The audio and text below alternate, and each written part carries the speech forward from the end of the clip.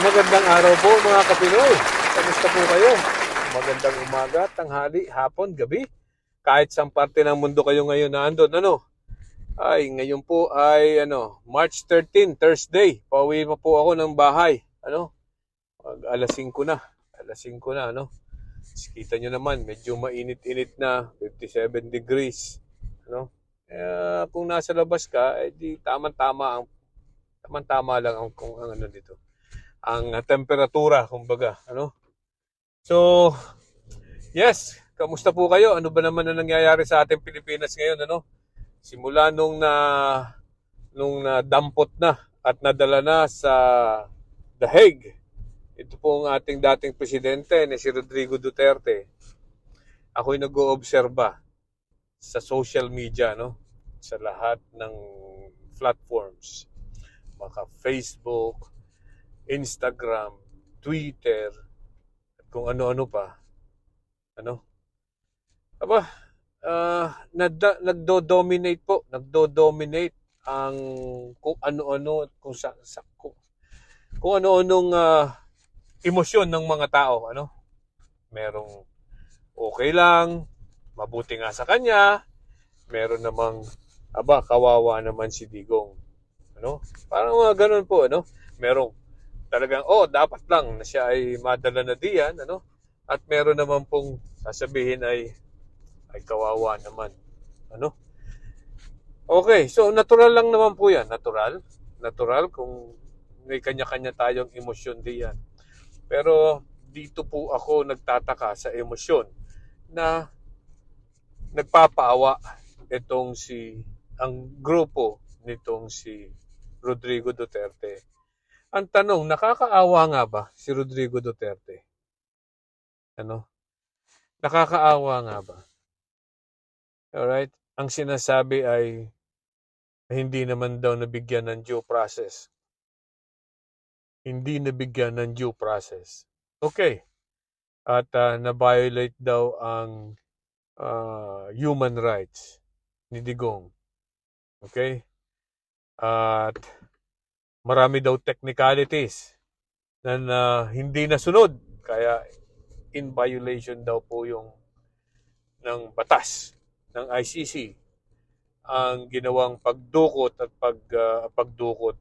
pagpapadala kay Digong sa the Netherlands, sa The Hague. Alright, so tanong natin, kawawa nga ba? Kayo magsabi sa akin, kawawa ba talaga si Digong? Alright? Ano ang nagiging kawawa sa kanya sa pagkakahuli at pagdadala kay Digong sa The Hague at pagsusurrender sa kanya sa Interpol? Correct? Okay. Ano ba? Mabuti nga kako yung si Digong nabigyan pa ng pagkakataon at binibigyan ng pagkakataon para magsalita at dumipensa. Actually, hindi po ako naaawa o hindi po kaawa-awa kasi di ba hiningi ni Digong yan? Nung una pa lang na nandun sa Senado o nasa Kongreso, sinasabi niya na ang tagal-tagal daw naman. Ang tagal-tagal naman, Iga. Napakatagal na niyang nag-iimbestiga sa akin. Dalhin niyo na ako dyan. Bigyan niyo lang ako ng pamasahe. Pupunta na ako diyan. Yun po ang kanyang mga salita noon, At sasabihin daw niya sa, pagtatanggol niya sa sarili. Okay. So ngayon, nabigay na sa kanya. Nasaan doon yung kawawa? Diba? Yun ang hiningi niya, ibinigay sa kanya. Ngayon, napakaganda pa nga po ng kanyang lugar doon, di ba? Ang sabi sa atin ay yung kanyang kwarto doon, doon sa kulungan, sa detention facility, ay meron pang makakapagluto pa nga daw siya eh. Ano nasabi sa mga sa mga balita, sa description. Makakapagluto siya, makakagamit ng computer, di ba? Saan pa na detention facility ka makakakita ng ganun? Tandaan po natin, ang ICC ay isang korte, na kung saan pinangangampanya nila o ang pagsunod sa human rights. Okay? Kaya nga po sila yan, International Criminal Court.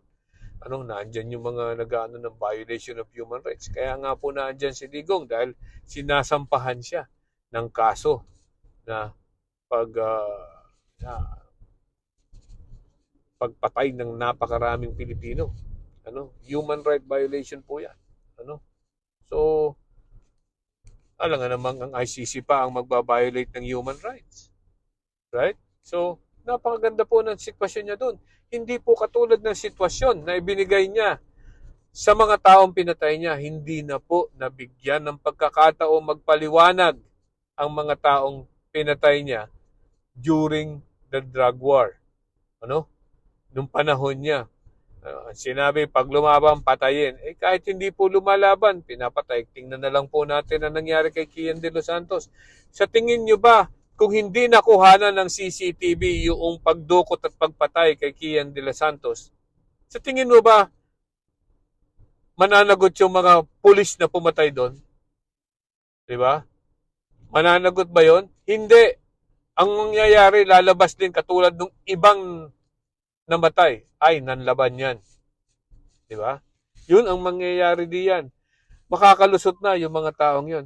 Ay, ilan pang Kian de los Santos ang nangyari diyan, Sa ngayon po, tatatlo nako-convict, na mga pulis. Ang dami pong namatay. 6,000 mahigit ayon sa PNP.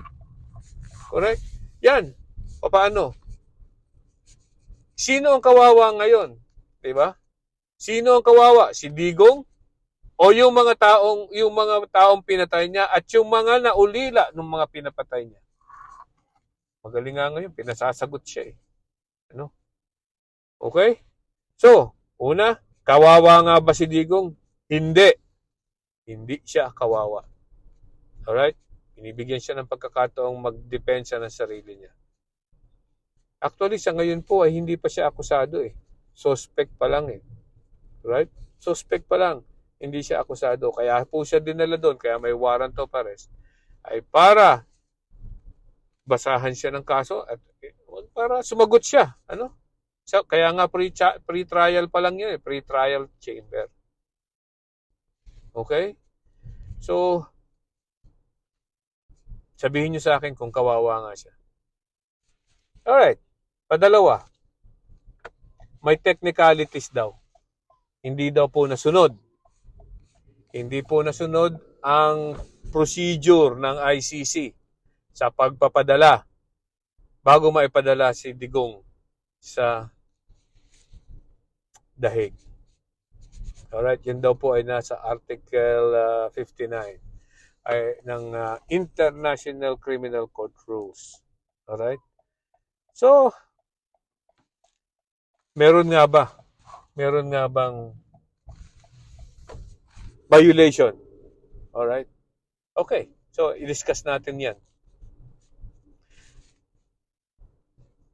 Di ba itong sila Digong, ang sinasabi ni Digong ay, kumalas na tayo sa ICC. Matagal na tayo nakakalas dyan. Wala nang jurisdiction sa atin ang ICC. Okay. Yan ang sabi nyo . Kahit sabi ng Supreme Court, meron. But, let's go with that. Right? Walang jurisdiction ng ICC. Pero, ito rin po sinasabi ni Marcos. Sabi ni Marcos, hindi niya kinikilala ang jurisdiction ng ICC sa atin dahil nakakalas na tayo. Okay. So be it. Right? Pero sabi ni Marcos, pag may lumabas dyan na red notice o warrant of arrest through the Interpol, ay siyempre, kami, ang Pilipinas ay obliged to do what is necessary to cooperate with the ICC. Kasi, with the Interpol kasi that's an obligation. Hindi naman tayo kumakalas sa Interpol . Alright? Okay. So, ganon. Ngayon, ang sinasabi ng mga Duterte supporters at ng mga abogado, sabi sa rules ng ICC sa Article 59, ay dapat dinadala muna ang taong may warrant sa hustisya sa atin, sa mga courts, ano? O sa mga, sa competent authority para daw malaman kung siya nga ang taong nasa warrant, etc. and etc. Okay. Ito bang pagpapadala ng gobyerno o pagsuko ng gobyerno kay Rodrigo Duterte, yan ba ay dahil sa ICC? Hindi po. Yan po ay dahil tayo ay miyembro ng Interpol. Okay? Kahit saan po ang nagbigay, kahit sino ang nagbigay ng warrant, kahit hindi ICC ang nagbigay ng warrant, basta yan po ay pinadaan sa Interpol kung saan tayo ay miyembro, yan po ay dapat sundin ng Pilipinas dahil tayo ay miyembro diyan. So hindi po dahil sa ICC. Ano? Maybe that's the proximate cause, but the immediate cause ay ang pagiging miyembro natin ng Interpol. Alright. Sinasabi ng kabilang panig na hindi na tayo miyembro ng ICC. Pero bakit gusto niya sundin ang rules ng ICC? Kung di na tayo miyembro ng ICC, bakit pa tayo susunod sa rules ng ICC? Diba? Yun po ang sinasabi. Yun po ang rason ngayon ng mga makaduterteng abogado. Sabi, may violation according to the ICC rules. Bakit tayo kailangan sumunod sa ICC kung hindi talaga tayo miyembro na ng ICC? Diba? Nasaan ang logic doon? Nasaan? Hindi na tayo miyembro, hindi na dapat tayo sumunod doon sa rules ng ICC. Diba? Ganun lang yun. So ano yun? Ibig sabihin, pag pabor sa inyo, dapat yun ang gamitin? Ang batas? Pero pag hindi pabor sa inyo, sabihin hindi na tayo miyembro? Correct? Sabihin nyo, walang jurisdiction ang ICC sa Pilipinas. Pero bakit ginagamit nyo yung ICC rules? Di ba?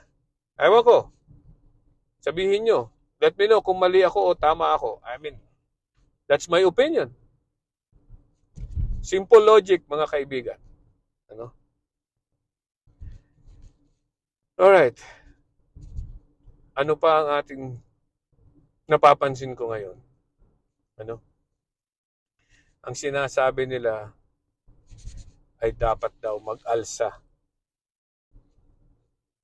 ang mga tao dahil ang gobyerno daw natin ay isinuko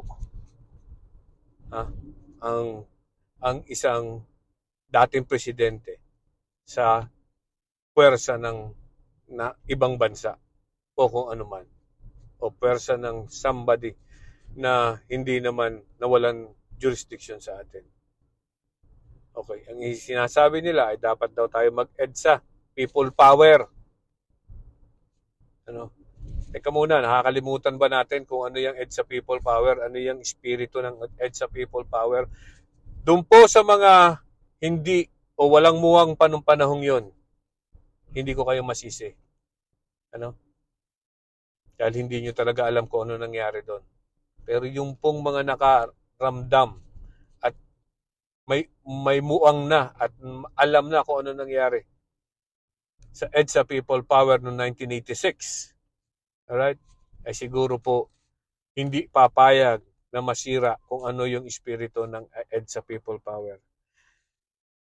Ngayon, noon po, ang EDSA People Power ay nag-alsa ang mga tao. Ano?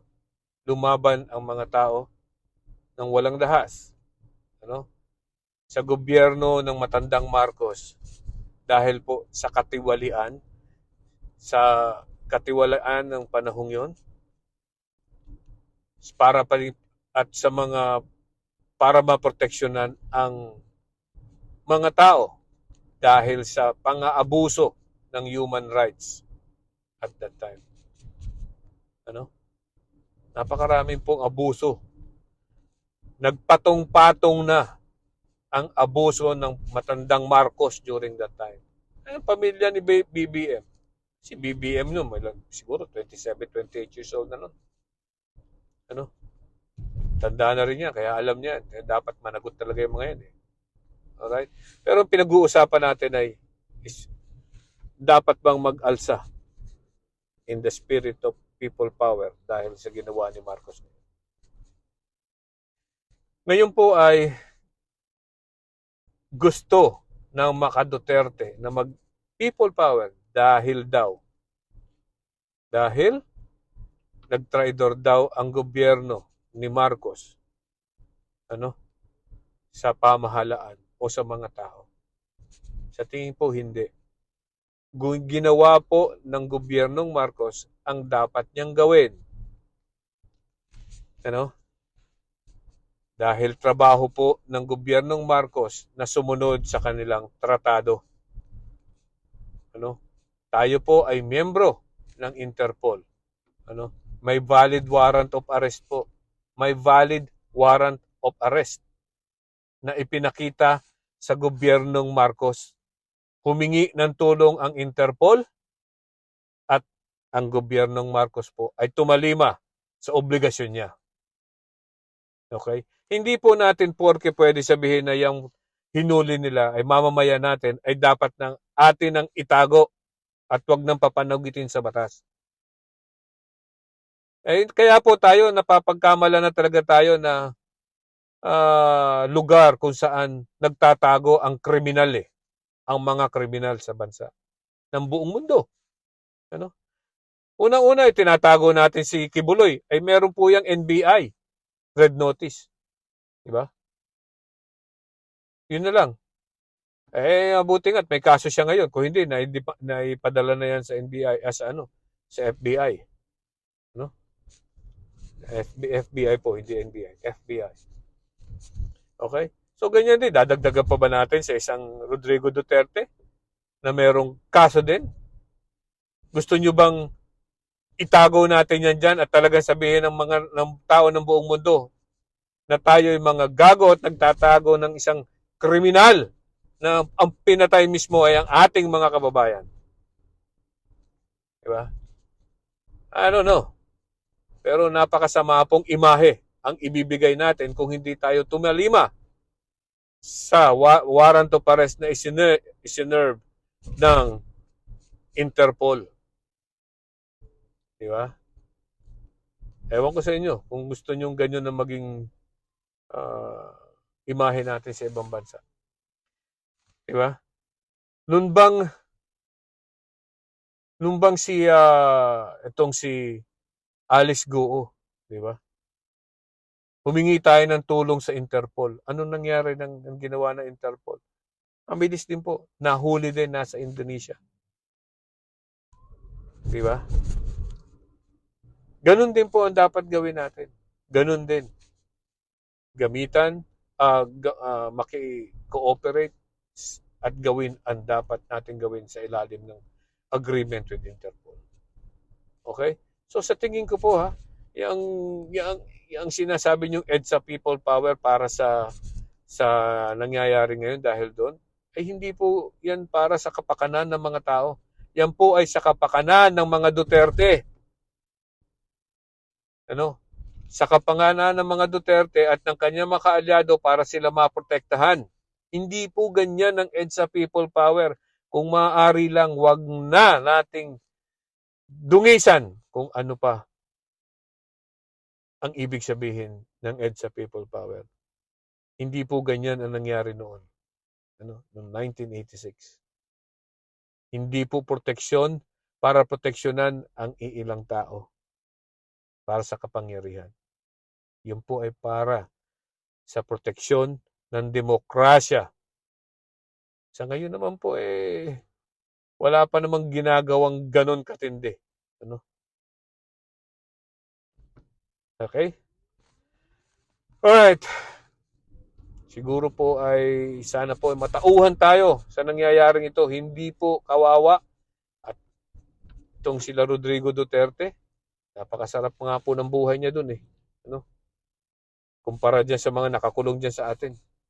At kumpara doon sa mga pinatay niya at sa mga taong nagsasuffer sa ginawa niya. Okay? Alright. So, magandang araw po muli. Bye-bye.